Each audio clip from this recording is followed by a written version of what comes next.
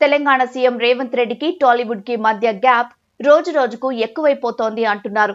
అక్కినేని నాగార్జునకు చెందిన N convention centre ను హైడ్రా కూల్చివేయడం, కేటీఆర్, సమంత గురించి మంత్రి ఘోరమైన వ్యాఖ్యల తర్వాత జరిగిన పరిణామాలు, పుష్ప సినిమా రిలీజ్ సందర్భంగా జరిగిన తొక్కిసలాట, అల్లు అర్జున్ అరెస్ట్, తాజాగా బెట్టింగ్ యాప్స్ విషయంలో నమోదవుతున్న కేసులు, సినిమాలో డాన్సులు అసభ్యకరంగా ఉన్నాయనే మహిళా కమిషన్ వ్యాఖ్యలు వెరసి టాలీవుడ్ వర్సెస్ రేవంత్ సర్కార్ గా మారిపోయింది.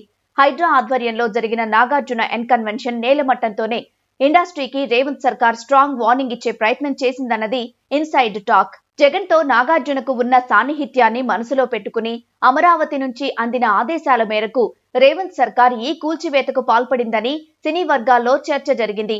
ఇది జరిగిన కొద్ది మాసాలకే సమంత విడాకుల వ్యవహారంలో మంత్రి కొండా సురేఖ చేసిన జుగుప్సాకరమైన వ్యాఖ్యలు ఇండస్ట్రీ వర్గాలను ఒక్కసారిగా షాక్ కి గురిచేశాయి. ఇండస్ట్రీ మొత్తం ఏకతాటిపై నిలిచి నాగార్జున కుటుంబానికి సంఘీభావం ప్రకటించింది.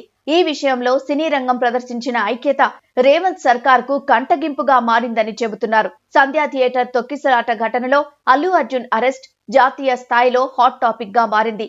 ఓ ప్రెస్ మీట్ లో అల్లు అర్జున్ సీఎం రేవంత్ పేరు మర్చిపోవడం ఈ వివాదాన్ని మలుపు తిప్పిందంటారు. తన పేరునే మర్చిపోయాడనే కక్షతో సీఎం రేవంత్ ఆదేశాల మేరకు అల్లు అర్జున్ అరెస్ట్ జరిగిందని ఇండస్ట్రీలో జోరుగా చర్చ నడిచింది. అల్లు అర్జున్ అరెస్ట్ తో యావత్ ఇండస్ట్రీ అంతా గగ్గోలు పెట్టేసింది.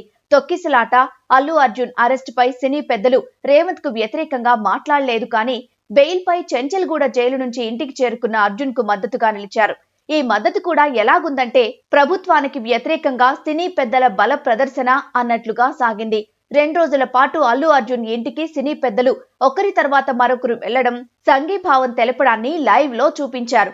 ఇదంతా రేవంత్ రెడ్డికి మరింత ఆగ్రహం తెప్పించింది అంటున్నారు. తర్వాత అసెంబ్లీలో ఘటనపై రేవంత్ మాట్లాడుతూ సినీ ఇండస్ట్రీని డైరెక్ట్ గా అటాక్ చేశారు. తొక్కిసలాటకు అల్లు అర్జునే కారణమని రేవంత్ ప్రకటించడం సంచలనమైంది.